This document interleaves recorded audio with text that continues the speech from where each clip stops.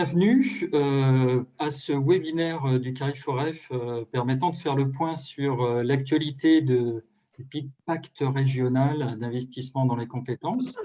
Nicolas Boisard, donc chargé de mission au sein du CARIFOREF Pays de la Loire. Je suis en animation de ce webinaire et avec l'aide de ma collègue Marie-Josée Guillon et d'autres collègues également connectés. Voilà, écoutez, vous avez à l'écran déjà les noms de quelques-uns des intervenants, pas tous, mais de ceux qui vont pouvoir vous apporter des éléments d'information actualisés sur d'une part, une nouveauté, la place, ce sera Eugénie Didier notamment, du CARIFOREF, qui nous présentera donc cet espace dédié au projet financé pour aujourd'hui le PIC. Et puis par ailleurs, on reviendra, comme on a eu un premier webinaire qui était lui principalement centré sur le programme d'investissement dans les compétences. Aujourd'hui, on va davantage se focaliser sur le pacte régional, donc la déclinaison régionale du PIC. Et pour ça, on aura une intervention à deux voix par les services de l'État et de la région, avec Christophe Fornet pour la DRETS Pays de la Loire et Renaud Moutarde pour la région Pays de la Loire. Et puis France Duquesnoy, également collègue du CARIFOREF, responsable du pôle d'aide à la décision institutionnelle, interviendra également sur la thématique des suivis de parcours des programmes régionaux financés notamment par le pacte. Donc voilà, on a pas mal de choses à l'ordre du jour. Je n'ai pas mentionné d'autres intervenants, mais que je laisse le soin à Eugénie de nous présenter dans son intervention juste après. Qu'est-ce qu'il me reste à vous dire? Que vous avez comme à l'accoutumée une zone de conversation pour y poser vos questions, donc n'hésitez pas dans cette zone de chat. Par ailleurs, vous avez vos noms, vous avez la possibilité de renommer vos profils. Merci de le faire d'ores et déjà en début de webinaire pour plusieurs raisons, à la fois pour nous permettre, nous, de suivre précisément qui participe au webinaire, et puis pour des raisons aussi d'anonymisation, tout simplement, vu que ce webinaire est enregistré et sera disponible sur notre site.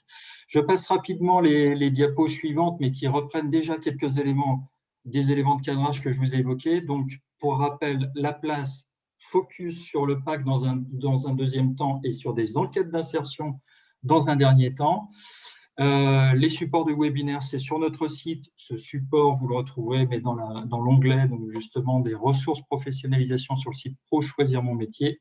Vous y aurez accès donc à la vidéo et à ce support. Et il me reste écoutez, à passer la parole à ma collègue Eugénie pour qu'elle puisse tout vous dire sur la place. Eugénie, c'est à toi. Merci beaucoup, Nicolas. Donc, bonjour à tous, je suis Eugénie Didier, je suis l'animatrice régionale pour les Pays de la Loire d'une communauté dans une plateforme qui s'appelle La Place. Donc, vous voyez sur le support l'adresse URL pour vous rendre sur cet outil. Donc la place, en fait, excusez-moi. La place, c'est un extranet. Donc c'est nécessaire de créer un compte en fait pour se connecter. Mais aujourd'hui, toute personne qui souhaite s'inscrire peut le faire. Et aujourd'hui, on retrouve notamment des organismes de formation qui sont inscrits, les lauréats des appels à projets, du plan d'investissement dans les compétences, évidemment. Et puis, toutes les personnes qui sont engagées dans nos programmes et les dispositifs, notamment des associations également. Donc, je vais vous partager mon écran pour que vous puissiez retrouver toutes les informations, pour que vous puissiez voir à quoi ressemble en fait cette plateforme. Alors...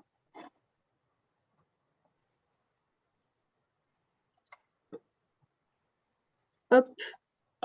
Voilà, nous sommes sur la page d'accueil de la place. Donc moi, en fait, je suis déjà connectée. C'est pour ça que vous voyez ici ma photo. Donc quand vous aurez déjà créé un compte et que vous serez connecté à la place, pour y entrer, vous cliquez ici sur « Entrer, c'est par ici ». Et donc, vous trouvez sur la page d'accueil de cet outil toutes les informations qui sont mises en ligne par l'équipe d'animation nationale de la place. Donc, vous trouvez beaucoup de ressources documentaires qui concernent le plan d'investissement dans les compétences. Et on a aussi une carte des actions qui se passent sur tout le territoire. Vous aurez accès à tout ce qui se passe dans toute la France aujourd'hui. Et je voulais vous montrer aussi la possibilité que vous avez d'aller dans des forums. Donc ici.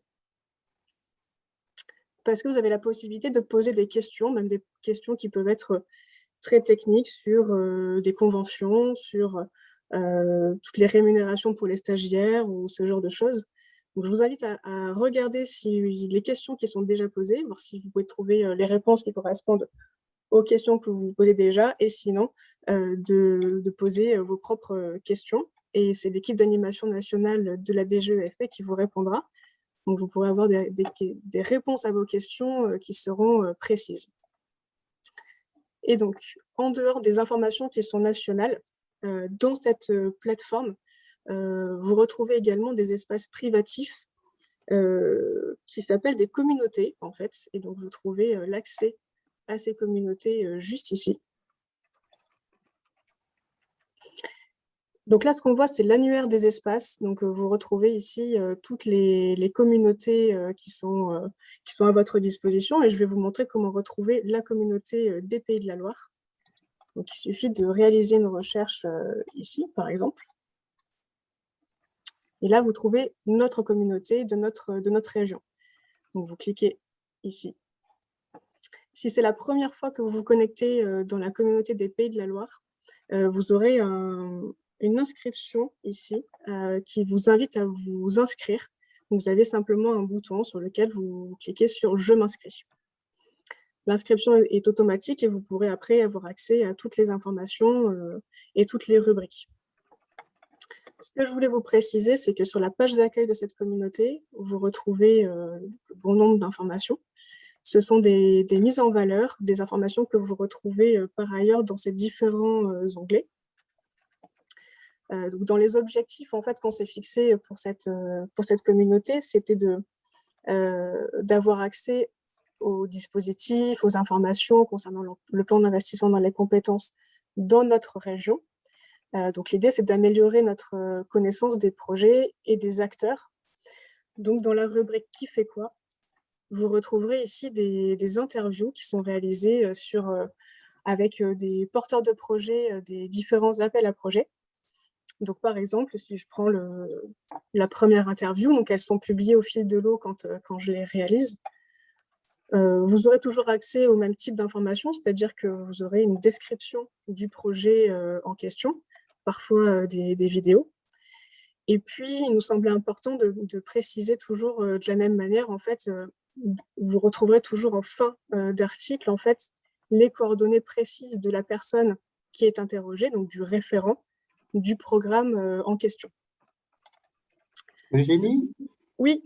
Excuse-moi de t'interrompre, comme je vois apparaître une petite question et que tu as évoqué la notion de communauté, et là tu es en train de présenter celle des Pays de la Loire, un participant se demande s'il y a une communauté par région.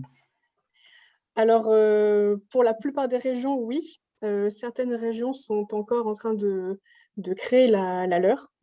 Donc, pour la plupart des régions, oui, vous retrouverez une communauté. Et du coup, de la même manière que vous pouvez réaliser une recherche pour les Pays de la Loire, je vous invite à tester pour les autres régions, parce que c'est vrai que parfois, on a des dispositifs qui sont présents au Pays de la Loire et sur d'autres régions. Donc, vous pouvez tout à fait aussi vous abonner et aller voir les informations dans les autres régions dans la place. Alors du coup, en dehors de la rubrique qui fait quoi, toujours pour améliorer la connaissance en fait, des programmes et des dispositifs, des projets du PIC, vous avez aussi une rubrique qui s'intitule « Revue de projet », dans laquelle vous retrouverez en fait, l'accès à des documents qui sont synthétiques et qui vous permettent ici d'avoir une vision des projets avec l'espace géographique, les dates de début et de fin, et toujours le contact précis de la personne qui s'occupe de cette action sur le territoire. Parce qu'on s'est rendu compte que c'était important de pouvoir vous mettre en relation les uns avec les autres de manière facile, en fait.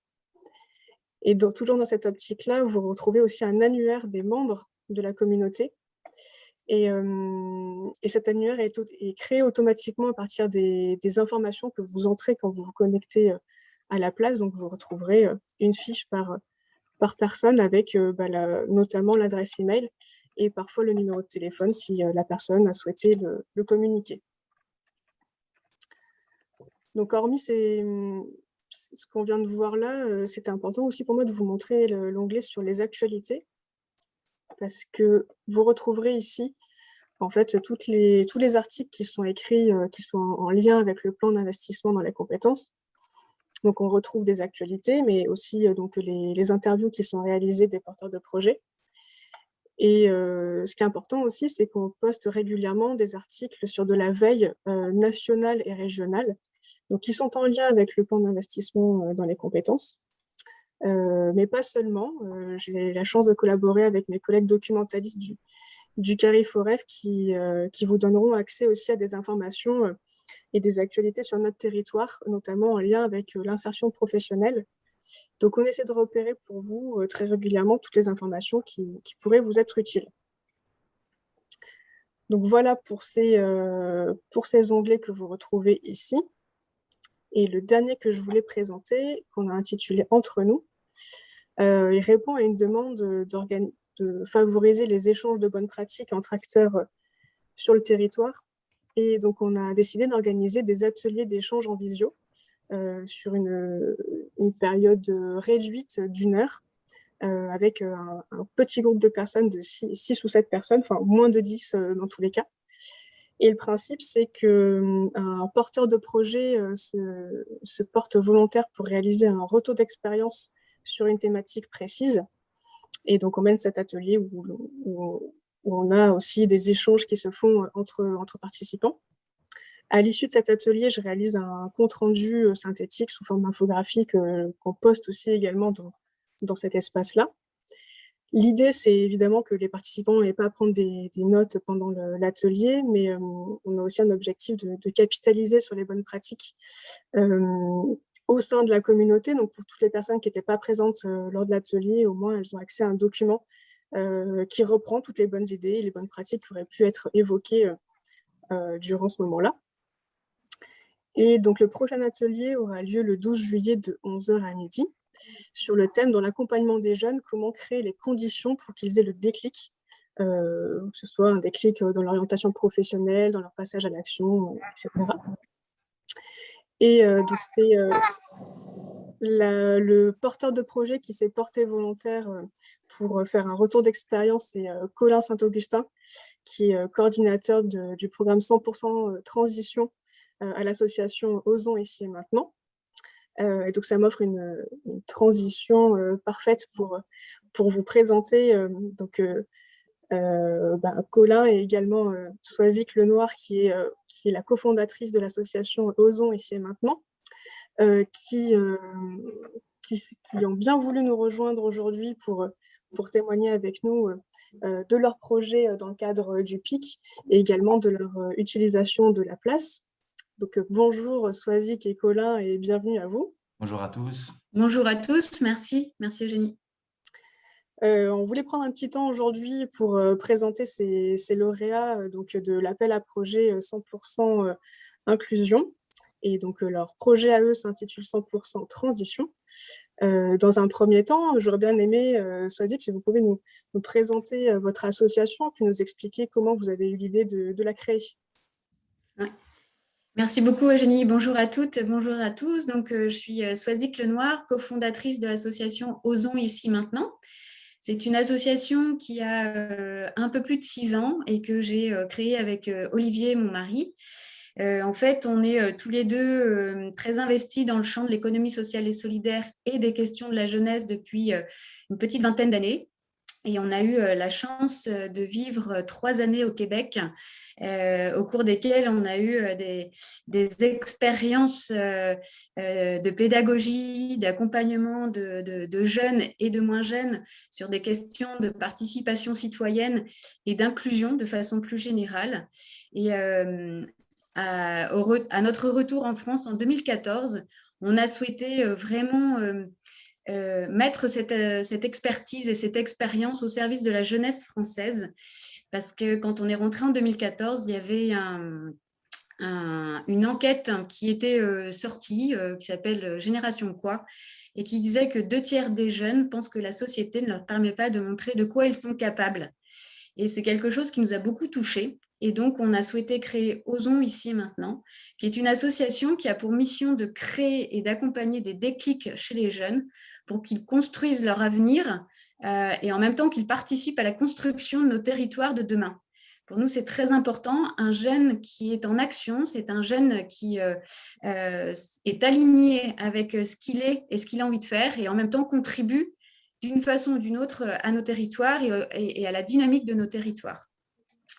Et donc, Osons ici maintenant est aujourd'hui une structure associative de 22 salariés qui est présente dans 4 régions différentes, en Nouvelle-Aquitaine, sur Bordeaux, le Béarn et puis des zones rurales de la Gironde, en Auvergne-Rhône-Alpes, dans Lyon intramuros, mais aussi dans des zones plus rurales au nord-ouest de Lyon, en Guyane et en Bretagne et Pays de la Loire.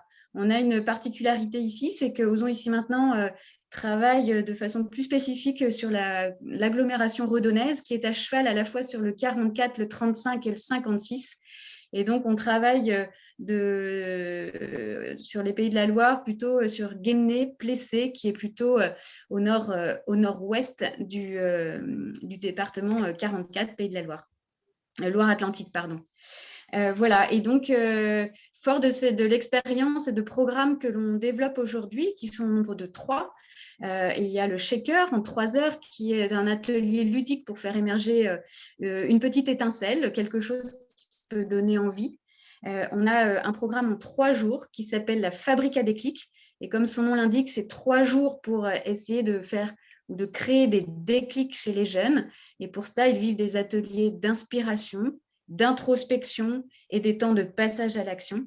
Et puis, des programmes longs de 6 à 8 mois, qui sont des programmes qu'on appelle catapultes et qui a pour ambition de justement faire atterrir le déclic dans un projet de vie pérenne. Et ce programme catapulte, on en a un qui est spécifique, qui s'appelle 100% transition. Et c'est celui que l'on développe aujourd'hui sur Guémené et Plessé. Il a pour ambition d'accompagner pendant 3 ans, à raison de 12 jeunes par an par territoire, des jeunes et de leur proposer de découvrir et de s'immerger dans les métiers de la transition sur nos territoires. Les métiers de la transition, qu'est-ce que c'est? Ce sont des métiers que l'on va retrouver dans des secteurs tels que l'écohabitat, la mobilité douce, le lien social, tout ce qui est en lien avec l'alimentation saine et durable. En fait, on va être dans plein de l'économie circulaire. On va être dans tous ces nouveaux métiers, ou en tout cas ces métiers qui aujourd'hui ont beaucoup de sens, à la fois en tant qu'individu, mais aussi pour nos territoires, dans une vraie logique de développement pérenne, à la fois pour les individus, mais aussi pour nos territoires. Donc voilà brièvement ce que l'on fait, puis je laisserai la parole à mon collègue Colin qui peut venir plus témoigner sur la partie opérationnelle et la façon dont on travaille pour accompagner ces jeunes sur Guémené dans ce programme 100% transition. Merci beaucoup, Swazik. Effectivement, je me tourne maintenant peut-être vers Colin, qui est le coordinateur spécifique sur l'action financée par le plan d'investissement pour ce projet qui s'appelle 100% transition. Je sais notamment que l'idée, c'est de travailler en partenariat avec beaucoup d'associations, parce que vous vous appuyez aussi sur le contrat des services civiques. Est-ce que vous pourriez nous expliquer un peu plus précisément en quoi ça consiste? Oui, bien sûr, merci Eugénie. Alors très concrètement, on a donc un groupe de 12 jeunes adultes de 16 à 25 ans, pardon. Ça peut monter jusqu'à 30 ans pour les jeunes adultes en situation de handicap. Et l'idée, c'est sur ce programme qu'a décrit Swazik, qui dure 8 mois, que les volontaires puissent s'engager dans une association, une SCOP ou une collectivité pendant une bonne partie du programme, c'est-à-dire 6 mois, avec un contrat de service civique. Donc, effectivement, l'importance des partenaires et des tuteurs est essentielle puisque sur une semaine type, pardon, un contrat de 24 heures, le jeune volontaire est 18 heures en mission de service civique. Et puis, il bénéficie aussi de notre accompagnement puisque on mène des collectifs aussi un jour par semaine. Donc, sur chaque territoire, notre travail, mon travail, c'est d'aller rencontrer les acteurs associatifs du territoire. Et effectivement, sur cette grande question de la transition écologique, on essaye effectivement de travailler en partenariat avec des gens qui sont impliqués sur ces questions-là. Mais sur les métiers, sur le type de mission, c'est très, très vaste puisque récemment, on a eu un moment de travail avec un de nos partenaires qui nous aidait à réfléchir autour de ces questions de transition écologique et sociale. Qu'est-ce que c'est? Est-ce que c'est uniquement que les métiers verts et verdissants? Est-ce que c'est que les permaculteurs, les maraîchers, etc. Et au final, à la fin de la réflexion, on en est arrivé à la conclusion que chaque métier peut faire partie de cette transition-là. Ça peut être en médiathèque, ça peut être en centre de loisirs, ça peut être effectivement chez un maraîcher, ça peut être en recyclerie. Mais en fait, ça va surtout dépendre chez nos partenaires de leur logique, leur éthique, leurs valeurs et dans quelle mesure ils ont envie de participer à ce renouvellement, à ce monde de demain. Là, voilà. Donc, ça peut être un petit peu tous les métiers, mais effectivement, pour répondre à votre question, c'est essentiel et central la place des associations dans notre projet. Ok, bah, très bien, merci beaucoup. Et donc vous ferez partie des personnes qui se portent volontaires pour animer un atelier en visio dans le cadre de la place. Vous avez d'ailleurs participé au précédent atelier aussi. Donc sans trop en dévoiler, mais je crois que l'idée c'était de parler d'un déclic. Est-ce que vous pourriez nous en dire un peu plus sur comment vous arrivez à créer les conditions en fait pour créer des déclics chez les jeunes? Ouais, bien sûr. Bah, enfin, comment on essaye en tout cas. Je trouve que l'originalité de ce programme, c'est vraiment ces ingrédients que sont, encore une fois, le travail autour de la transition écologique et sociale.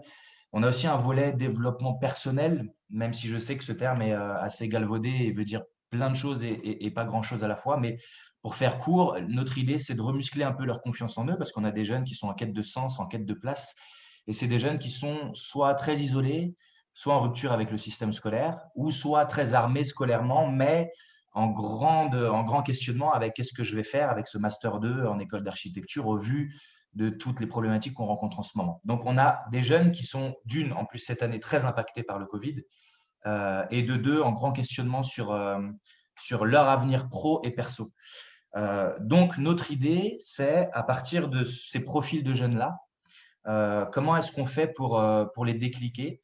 Eh bien, il y a effectivement tous ces moments du lundi des collectifs pendant notre semaine type où on travaille sur vraiment des outils de connaissance de soi.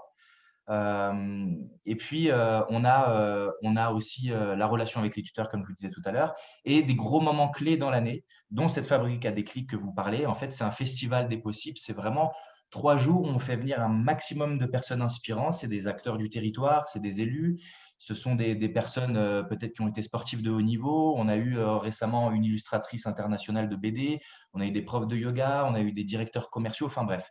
L'idée, c'est que ces jeunes qui sont en fonction des années et des territoires, entre 50 et 300, puissent pendant 3 jours se rencontrer les personnes dynamiques et engagées dans leur territoire, puissent vivre, comme disait Swazik tout à l'heure, des ateliers d'introspection, parce que pour la plupart, c'est pas évident et c'est pas familier le fait de dire bon, bah moi j'ai 18 ans, j'ai 20 ans, je vais apprendre à mieux me connaître. Donc nous on plante la petite graine et on les accompagne là-dessus.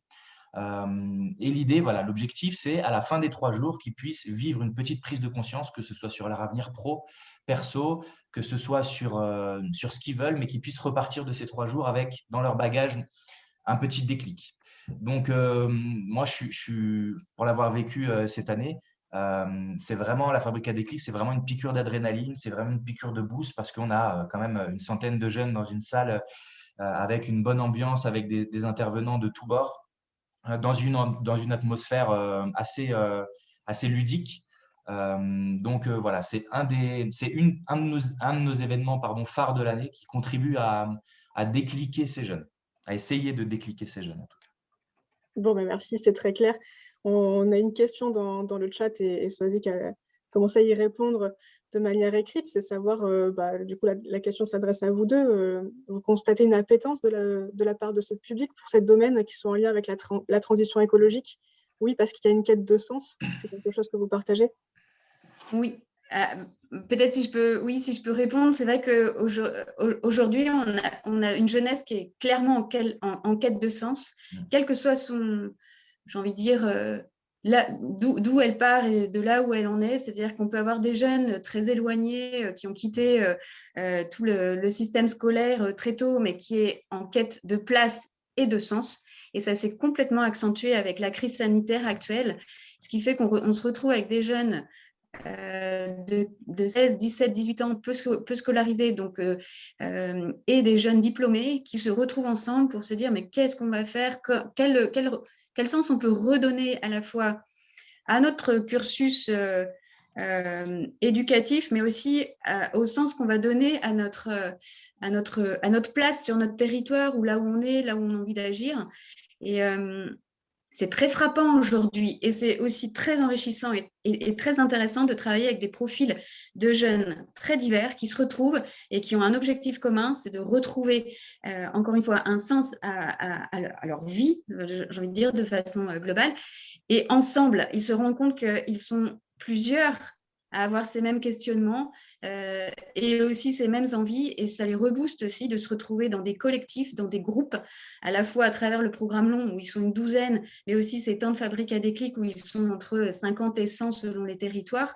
Et de se dire, ils ne sont pas seuls et il y a pas mal de jeunes qui ont envie de passer à l'action. Et donc ça, c'est très chouette. Mais clairement, on a une jeunesse qui a une appétence très forte pour retrouver une véritable envie de contribuer à quelque chose de positif pour la société. Et moi, je rajouterais simplement, c'est même assez émouvant. Moi, je suis sur le terrain avec eux toute la semaine. C'est même assez émouvant en fin d'année de voir, de se rendre compte de leur cheminement et de leur transition personnelle entre effectivement le début d'année où la plupart des jeunes, encore une fois, après cette année, étaient assez inhibés, même physiquement. Et puis, en cette fin d'année, avec un petit peu de confiance, avec beaucoup de collaboration, beaucoup de cohésion et des beaux partages, on se rend compte effectivement que ça émerge parce que pour la plupart des jeunes, en tout cas de ma promo, c'était pas si évident de ça, cette envie de participer à une société, de s'engager. Et en fait, en allant gratter un petit peu et en essayant encore une fois de rebooster leur confiance, on se rend compte qu'effectivement, ils ont envie que de ça, quoi, de participer et de trouver leur place, quel que soit le profil. Donc, c'est très émouvant de voir cette chrysalide s'ouvrir et cette transformation-là en 9 mois. Hein, donc, ce n'est pas très long. Merci pour ces informations et puis ça nous donne à voir, on se projette un peu mieux dans votre dispositif. Le temps file, donc je vais clôturer et puis répondre aux deux dernières questions qui étaient plus spécifiques à la place par rapport aux ateliers donc en visio qui sont proposés. Donc les comptes rendus sont bien postés dans la place et accessibles à tout le monde, même les personnes qui n'ont pas participé à l'atelier. L'objectif, c'est effectivement de faire circuler les bonnes idées et de partager nos bonnes pratiques ensemble. Et depuis quand la place est ouverte? Depuis 2019 pour la partie nationale et depuis le mois d'avril pour la partie régionale.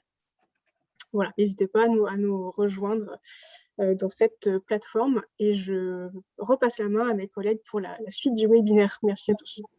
Un grand merci Eugénie et ainsi qu'aux deux intervenants pour Ozon ici et maintenant. Écoutez, ça c'était la première partie de ce webinaire. Je vois la vidéo de Christophe Fornet-Ladresse qui s'est activée. Donc effectivement, on passe à une deuxième partie, alors à deux voix.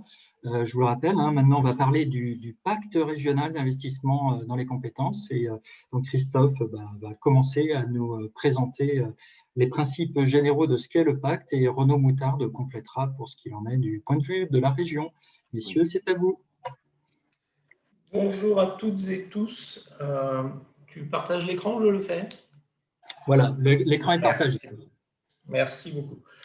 Je vais d'abord commencer par vous présenter quelques éléments de définition rapide en quelques lignes du pacte régional. Le pacte, en quelques mots et en quelques lignes, c'est par son origine le plan d'investissement dans les compétences. Le pacte est un des volets formation du plan d'investissement dans les compétences. C'est sans doute le plus important des volets formation. Dans la forme, c'est une contractualisation pluriannuelle donc qui court de 2019 à 2022 entre l'État et la région. Une nouveauté en 2021, dans le contexte sanitaire et social que nous connaissons, la prise en compte en 2021 des formations supplémentaires pour le public jeune. Alors, public jeune, entendu sous l'angle « un jeune, une solution », c'est 16-30 ans. On sort du traditionnel 16-26 ans que nous pouvions connaître jusqu'à présent. Et en ce qui concerne les ambitions du pacte, pour vraiment les résumer, ce sont à la fois des formations ciblées vers les métiers qui recrutent et qui recruteront, et des dispositifs destinés aux personnes les plus éloignées de l'emploi. Pour resituer le pacte dans le contexte plus général du plan d'investissement dans les compétences, je vous propose ce graphique. Le pacte il se situe dans la partie bleue en haut. C'est la partie contractualisée avec la région. Pour les autres parties, c'est sous pilotage État à travers des actions nationales et des expérimentations. Ce qui nous intéresse aujourd'hui, c'est de vous montrer la complémentarité autour du PIC avec la relation État-région sur les pactes d'investissement dans les compétences. Voilà, je ne détaille pas plus le tableau, c'était juste pour vous montrer la cohérence d'ensemble et où se situent les pactes dans le PIC. Le pacte, c'est de gros enjeux financiers. Je détaillerai en deuxième partie l'engagement de la région. Je commence par l'engagement de l'État. C'est allouer à la région une somme de 300 millions d'euros répartie sur les 4 années du pacte au moyen de conventions financières annuelles. J'évoquais la nouveauté 2021 avec un jeune, une solution. S'y ajoute sur 2021 plus de 32 millions d'euros spécifiquement destinés à la formation des 16-30 ans. L'engagement de la région maintenant, c'est de consacrer chaque année une enveloppe minimale de 103 millions d'euros. Alors, ça n'a pas été choisi au hasard, ça a été déterminé par rapport au réalisé avant la mise en place du pacte. C'est ce qu'on appelle le socle régional. Et le deuxième engagement de la région, en additionné à ce socle de 103 millions, c'est de mobiliser les crédits du pacte alloués par l'État, donc la partie annuelle des 300 millions d'euros que j'évoquais juste avant, pour réaliser des formations supplémentaires. Très opérationnellement, sur le fil d'une année, d'abord l'État et la région s'accordent sur les objectifs et les orientations du pacte. Très concrètement, nous allons entamer tout prochainement ces discussions pour l'année 2022 entre l'État et la région. L'État verse les crédits du pacte à la région selon l'échéancier prévu dans la convention. La région achète les formations, les met en visibilité sur le site du CARIFOREF. Toutes ces choses-là sont très précisément suivies et très régulièrement suivies à travers tableau de bord, comité de pilotage, État, région et membres du service public de l'emploi. In fine, en fin d'exercice, l'État vérifie 1. La pleine réalisation du socle régional, 2. Le niveau des dépenses supplémentaires, et ce qui conduit à ajuster le versement du pacte selon les modalités prévues à la Convention. Pour le dire autrement, le pacte, c'est ce qui concerne les dépenses au-delà des 103 millions d'euros de l'effort propre de la région. C'est la partie au-dessus de cet effort, je ne vais pas dire naturel, mais on est presque là-dessus, l'effort normal de la région compte tenu de sa compétence. Et tout ce qui est fait en plus de cet effort initial est pris en charge dans le cadre du pacte. Si on fait un focus sur l'année 2020, dont j'ai dit qu'elle était spécifique et particulière par ses enjeux et ses montants, la région, 103 millions d'euros au titre de son socle.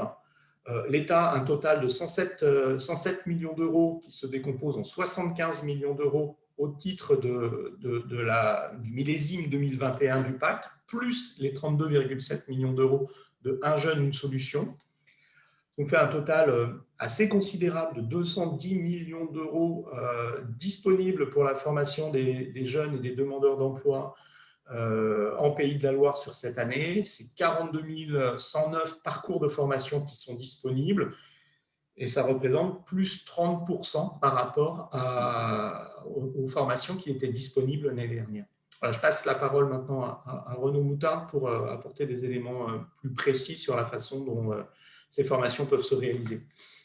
Merci beaucoup, Christophe. Donc, on l'a vu, des engagements financiers considérables, hein, tant de la part de l'État que de la région, avec des objectifs d'entrée en formation particulièrement ambitieux. 42 109 demandeurs d'emploi à rentrer en formation là pour cette année 2021. Donc, voilà, ce qui fait une progression de plus 30% par rapport aux objectifs qui étaient l'année dernière. Je précise que voilà, la région a un socle de 103 millions d'euros et qu'elle intervient aussi pour la formation professionnelle, pas que des demandeurs d'emploi. Je pense notamment aux étudiants en formation sanitaire et sociale. Donc là, si on compare crédit de paiement, en termes de crédit de paiement, le budget régional consacré à la formation professionnelle va être de 250 millions d'euros.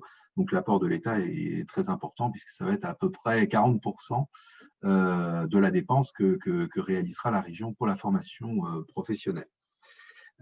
Formation professionnelle continue. Donc, des engagements très importants de part et d'autre et des objectifs d'entrée en formation particulièrement ambitieux qui ont pour objectif de répondre à la crise économique que nous connaissons, hein, consécutive à la crise sanitaire et à la progression, malheureusement plus que probable, de la demande d'emploi et des besoins de formation qui en découlent. Donc, c'est vraiment pour répondre tout particulièrement à ces enjeux, notamment au chômage des jeunes, hein, avec le plan Un jeune, une solution, jeunes qui sortent de formation après une année vraiment particulière, vraiment de pouvoir accompagner les demandeurs d'emploi plus nombreux qui rentrent sur le marché du travail. D'où cette augmentation très substantielle. Alors, comment ça se décline?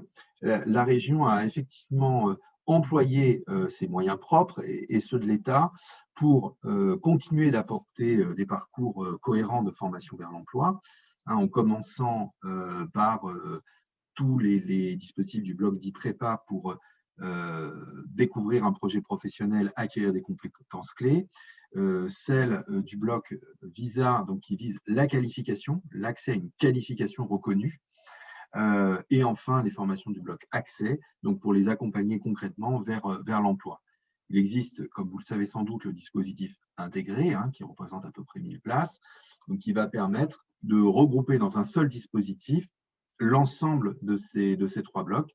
Ce n'est pas l'individu qui va naviguer de dispositif en dispositif, mais là, dans un seul dispositif, toutes les réponses pédagogiques pour intervenir sur l'ensemble de ces problématiques de qualification, d'accompagnement, de définition du projet professionnel, etc. Donc ça, c'est un dispositif original qui fait l'objet d'une évaluation particulière par la DARES et que je tenais à souligner. Comme les objectifs d'entrée en formation sont particulièrement ambitieux, la région et l'État ont tenu à faciliter, fluidifier l'entrée en formation. La première chose, ça a été en améliorant les conditions de vie des apprenants, c'est-à-dire les rémunérations publiques de stage pour les demandeurs d'emploi, parce qu'ils ne sont pas indemnisés par l'assurance chômage, de manière à faciliter de leur part le choix de la formation et d'autre part de s'y maintenir et de prévenir les abandons. Donc 2 choses, une première très directement liée au pacte, qui est le renforcement de cette rémunération, donc qui sera au minimum de 850 € dans les secteurs dits sensibles, où on sait qu'on a du mal à recruter non seulement des salariés, mais aussi des stagiaires. Il s'agit des secteurs de l'industrie, du transport logistique, de l'agriculture, paysage, industrie agroalimentaire, de l'hôtellerie, restauration, tourisme, du numérique, du bâtiment et des travaux publics. C'est l'ensemble de ces secteurs qui sont visés par cette rémunération bonifiée qui sera au minimum de 850 € par mois pour tous les stagiaires qui ne bénéficient pas de l'assurance chômage. Ça, c'est le premier point, original en Pays de la Loire, vraiment directement lié à notre pacte. Et le deuxième point, c'est l'évolution qu'a engagée l'État, sur tout le territoire national. Donc, l'évolution des rémunérations publiques de stage qui sont désormais revalorisées depuis le 1er avril, 1er mai, je ne sais plus, de cette année, donc avec des barèmes d'âge, donc 500 € pour les 16-18 ans, 200 € pardon, pour les 16-18 ans, 500 € pour les 18-25 ans et 685 € pour les plus de 25 ans. Donc, à la fois simplification et renforcement des barèmes pour les demandeurs d'emploi. Et puis d'autres mesures ont été prises vraiment pour faciliter l'orientation des personnes en formation. Tout d'abord, la possibilité pour un demandeur d'emploi qui est mature sur son projet professionnel d'entrer directement en contact avec un organisme de formation qui pourra le positionner directement sur la formation sans, je dirais, orientation formelle préalable par le service public de l'emploi. Les de formation a l'obligation de prévenir le service public de l'emploi pour la bonne gestion des droits puis le suivi des parcours, mais il n'y a plus nécessairement cette obligation formelle préalable. Deuxième point, c'est, vous le savez, qui existe maintenant, l'abaissement de l'entrée en formation qualifiante à 16 ans, pour rester conforme au Code du travail, qui avant était à 18 ans. Deuxième point, vous le savez aussi, qui existe depuis l'année dernière, donc la fin du délai de carence depuis la sortie de formation initiale, par voie scolaire ou par apprentissage. Avant, il fallait attendre 6 mois, quelqu'un qui sort en échec de l'éducation nationale, pour rentrer en formation professionnelle continue, financée par la région. Il n'y a plus ce délai de carence, ça peut être dès le lendemain, ou par exemple, une personne qui est en échec scolaire, qui abandonne l'école, pourrait rentrer, par exemple, peut rentrer, par exemple, en école de la deuxième chance, dans le dispositif intégré, dès le lendemain de sa sortie du système scolaire. Donc ça, c'est quelque chose qui est hautement nécessaire. Donc, toutes ces, ces simplifications, cette fluidification des entrées, ce renforcement des conditions matérielles de stage vont être, on l'espère, de nature à faciliter pour les demandeurs d'emploi le choix de la formation et de pouvoir sereinement s'orienter vers les formations qui leur sont destinées. Voilà, donc on compte vraiment sur vous pour repasser ces informations et utiliser ces souplesses pour faciliter l'orientation du plus grand nombre. Merci Renaud et merci Christophe pour ces éléments de présentation et du cadre du pacte et de sa déclinaison. Pas de questions pour le moment, vous êtes encore avec nous. Voilà. Oui. Oui. Ah, pardon, je croyais que quelqu'un souhaitait intervenir. Je vous propose de passer à la dernière partie de ce webinaire, donc avec ma collègue France Duquesnoy. Pour ça, juste avant qu'on aille dans les enquêtes de suivi de parcours sur ce volet insertion, on va vous restituer les quelques éléments du quiz en fait, qu'on vous avait fait parvenir lors des confirmations d'inscription. France, je vais peut-être te laisser commenter les résultats. Je rappelle juste sur cette diapo, en tout cas, les questions qui étaient posées, en particulier en lien. Donc, l'impact de la crise sanitaire sur les suites de formation et le retour à l'emploi, selon vous. Par ailleurs, que deviennent les stagiaires sans situation, formation ou emploi à l'issue des parcours? En deuxième question et en dernier point, quel territoire, selon vous, présente les meilleurs taux d'insertion en Pays de la Loire à l'issue des parcours? Voilà pour ce qu'il en est des questions et les réponses apparaissent ici, donc des quelques participants d'entre vous qui donc ont répondu. Pour cette première question, on était sur une majorité de 50% et plus des stagiaires en emploi ou en formation. France, je vais peut-être te laisser commenter les résultats. Pas de souci. Bonjour à vous tous. Donc sur cette première question qui vous avait été posée, effectivement, la part des stagiaires qui est en emploi ou en formation 6 mois après sa sortie de formation. Donc, eh bien, effectivement, on est bien à plus de 50% de stagiaires, comme la majorité des répondants parmi vous la citer. On verra plus en détail tout à l'heure dans la présentation que je vais vous faire ce qu'il en est entre ceux qui sont en emploi ou ceux qui sont en formation. Voilà. Sur la deuxième question qui était quels sont les principaux secteurs d'activité concernés par la création et reprise d'entreprise, eh bien, en termes de réponse, vous avez majoritairement répondu que c'était dans la santé, action sociale, puis le commerce ou l'hébergement-restauration, que la plupart des stagiaires qui avaient créé ou repris une entreprise l'avaient fait. On est effectivement quasiment sur les bonnes réponses, mais le bâtiment, le BTP fait également partie de ces principaux secteurs concernés. Et puis sur la troisième question qui était... merci Nicolas. La part des publics PIC entrés sur une formation relevant du dispositif obtention d'une qualification, hein, donc c'est là qu'on retrouve notamment le bloc des visas qu'évoquait Ronan Moutard tout à l'heure. Alors, en termes de réponse, donc vous avez majoritairement répondu que c'était 30% des publics PIC qui concernaient ce bloc, hein. En réalité, on est plutôt à 50% voilà, de public éligible au PIC, au pacte sur cet objectif. Voilà, on verra tout à l'heure. Voilà, je vais reprendre dans ces cas-là la main pour partager avec vous mon écran. Tac.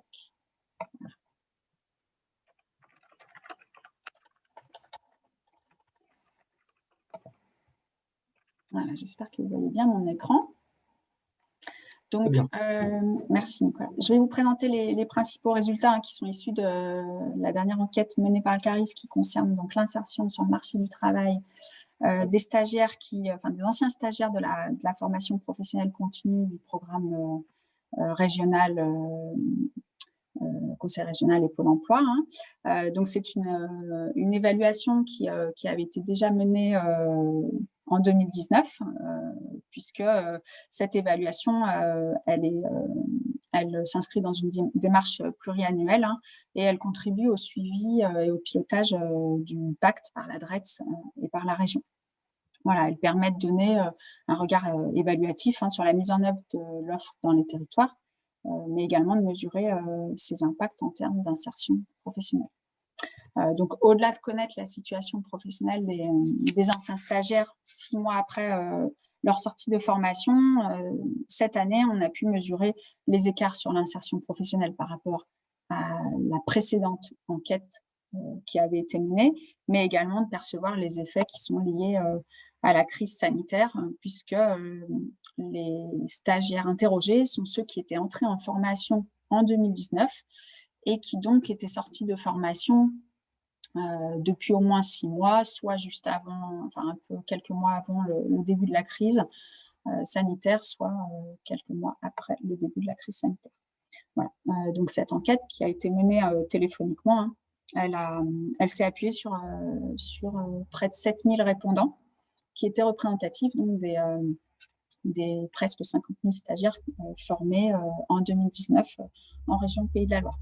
Donc, plus précisément, cette enquête, elle s'est articulée autour de 5 objectifs de formation qui permettent de reprendre l'ensemble des blocs qui constituent le programme, à savoir les formations préparatoires, le bloc prépa, la remise à niveau, la découverte des métiers, le dispositif d'accès entrepreneur notamment, qui se retrouve dans le bloc de création et reprise d'entreprise, le bloc visa qui vise l'obtention d'une qualification avec les formations visa métier ou bien une partie des AIF, les formations relatives à l'accès direct à l'emploi et les formations relatives à la mise à jour des compétences. Voilà. Donc, la population de référence qui correspond donc à ces stagiaires se compose d'à peu près presque un stagiaire sur 2 était une femme. On constate qu'une personne sur 4 parmi ces stagiaires avait moins de 26 ans et une personne sur 6 50 ans ou plus. Et puis, par ailleurs, parmi ces stagiaires, un stagiaire sur 2 était éligible au pacte. Voilà, concernant après la présence de ce public au sein de chaque objectif, hein, et c'est totalement corrélé à la construction même, des conditions d'éligibilité, pas à la construction, pardon, mais aux règles d'éligibilité au pacte, hein, puisque sur l'objectif 1, donc c'est les formations préparatoires, 100% du public est éligible au PIC. Tandis que, par exemple, sur l'objectif 3, comme tout à l'heure, on voyait parmi les questions qui étaient posées, 50% du public est éligible au pacte. Voilà. Je vais rentrer un peu plus en détail sur les résultats même de l'enquête. Donc, le premier constat qu'on peut faire, hein, c'est que tout comme pour la cohorte des entrants de 2018, donc la précédente vague d'enquête, l'insertion professionnelle des stagiaires éligibles au pacte est inférieure de 20 points à celle des stagiaires qui ne sont pas éligibles au pacte, hein, puisque globalement, sur cette cohorte, 46% du public éligible au pacte est en emploi 6 mois après sa sortie de formation, tandis que ce chiffre monte à 64% pour le public qui n'est pas éligible au pacte. Par ailleurs, la crise économique impacte l'insertion de tous les stagiaires. Le taux d'insertion en emploi est de 10 points inférieur à ce qu'il était avant la crise, quand on le regarde après la crise sanitaire. Si on regarde plus en détail ces éléments, voilà, juste avant la crise, 7 stagiaires sur 10 parmi le public qui n'était pas éligible au pacte étaient en emploi 6 mois après sa sortie de formation, tandis que après la crise sanitaire, ce type de public, donc non éligible au pacte, on ne retrouve plus que 57% d'entre eux qui sont en emploi 6 mois après la sortie de formation. Sur le public éligible au pacte, on va constater ce même impact. Avant crise, un ancien stagiaire sur 2 était en emploi 6 mois après sa sortie de formation, et après crise, après le début de la crise, parce qu'on n'est pas fini, 40% de ce public occupait un emploi 6 mois après sa sortie de formation. Voilà. Concernant les facteurs qui jouent un rôle dans le rendement de la formation, les résultats de l'évaluation ont permis d'en identifier principalement 4, qui sont l'âge, le niveau de qualification, l'expérience professionnelle antérieure à la formation et l'ancienneté dans la recherche d'emploi.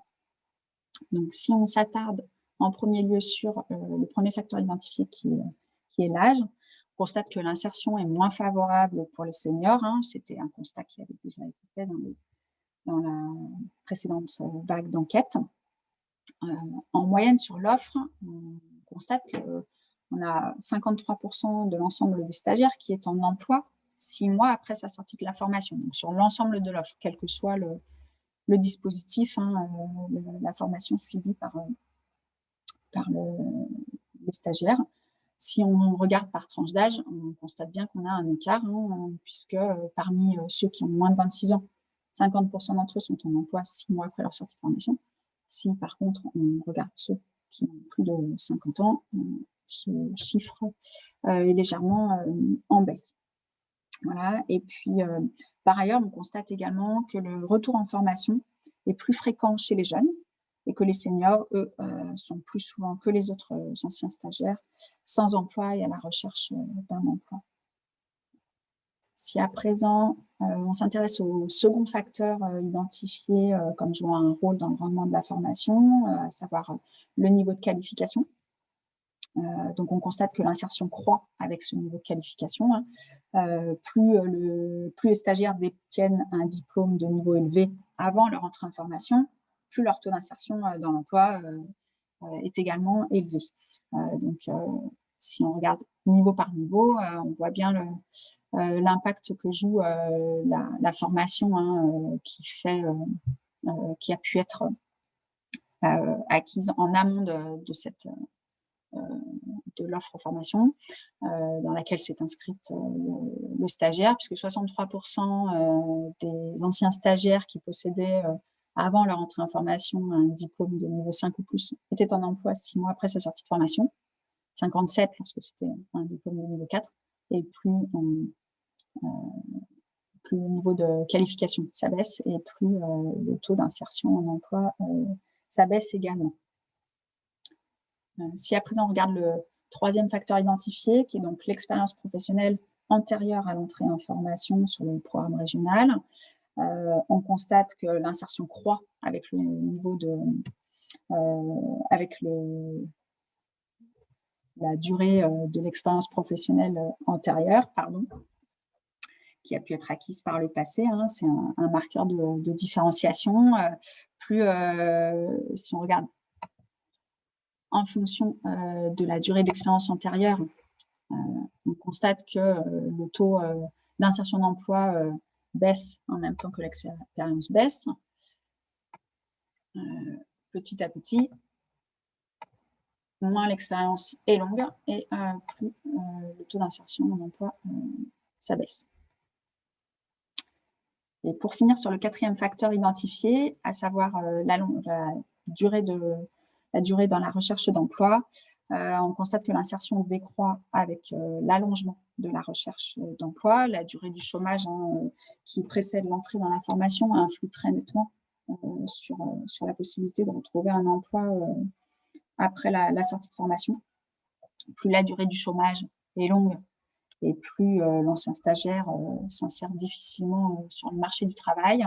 Plus en détail, alors je vais faire bouger ce curseur.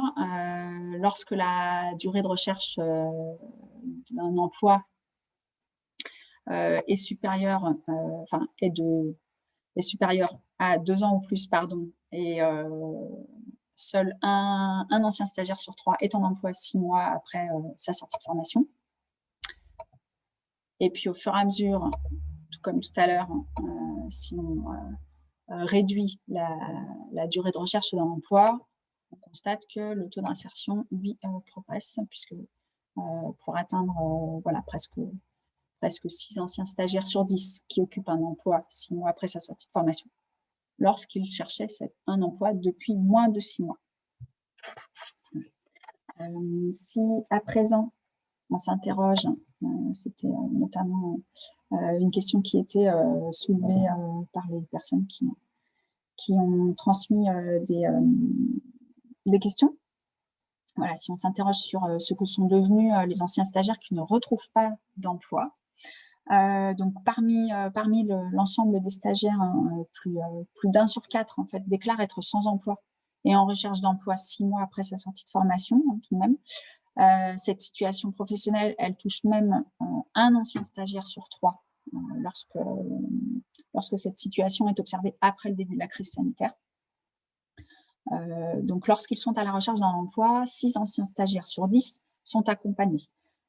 Cette part, elle est en progression de près de 10 points par rapport aux stagiaires qui avaient été interrogés lors de la précédente vague. Concernant les principales difficultés qui sont rencontrées dans la recherche d'emploi et que déclarent les stagiaires, les plus fréquemment évoqués, ce sont l'âge, leur état de santé. C'est près de 20% des réponses par ces stagiaires. Les difficultés qui sont liées à la mobilité, à savoir de ne pas avoir de véhicule ou bien ne pas détenir de permis de conduire. Et puis également, autre difficulté remontée, le manque d'expérience professionnelle dans le métier qu'ils ont appris lors de la formation, puisque ça représente également 15% des réponses. Ouais. Donc la crise sanitaire, une nouvelle fois, apparaît également comme un facteur qui impacte négativement les chances de retrouver un emploi pour les anciens stagiaires interrogés, puisqu'il le cite dans 26% des cas lorsque les stagiaires ont été interrogés sur leur situation après le début de la crise sanitaire. Voilà. Écoutez, j'ai fait je repasse la main à Nicolas, pardon. J'essaye d'arrêter mon partage d'écran. Voilà. Merci beaucoup, France, pour cette présentation des enquêtes d'insertion.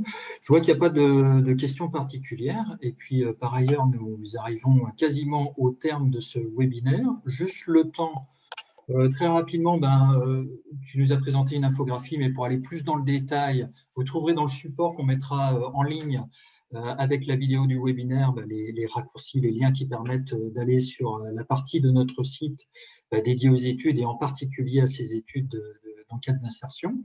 Il me reste juste à vous préciser, je passe assez rapidement, pour peut-être aller sur les prochains rendez-vous en fait de la professionnalisation, de l'offre de professionnalisation du Carrefourage. Je vous laisse découvrir les dates. Donc 25 juin, il y a peut-être une petite coquille là où vous voyez 20 juin, ça doit être de mémoire le 8 juillet. À vérifier, vous le retrouvez sur notre site et notamment, n'hésitez pas à aller consulter également notre offre de professionnalisation pour le second semestre qui est désormais en ligne et qui n'attend que vous pour aller vous inscrire et compléter les effectifs. Voilà, encore un grand merci à tous nos intervenants du jour pour ce webinaire. Merci également à mes collègues, à Marie-Josée en l'occurrence qui m'a aidé à construire ce webinaire, à Claire également qui était là, je ne l'ai pas présenté, Claire Lachaud. Et donc, je vous souhaite une excellente journée à tous et à très bientôt pour d'autres expériences. Merci pour la mise à jour de la date sur le diaporama. Bonne journée et à bientôt. Au revoir. Merci, au revoir, bonne journée. Merci à tous et à toutes. Merci, au revoir.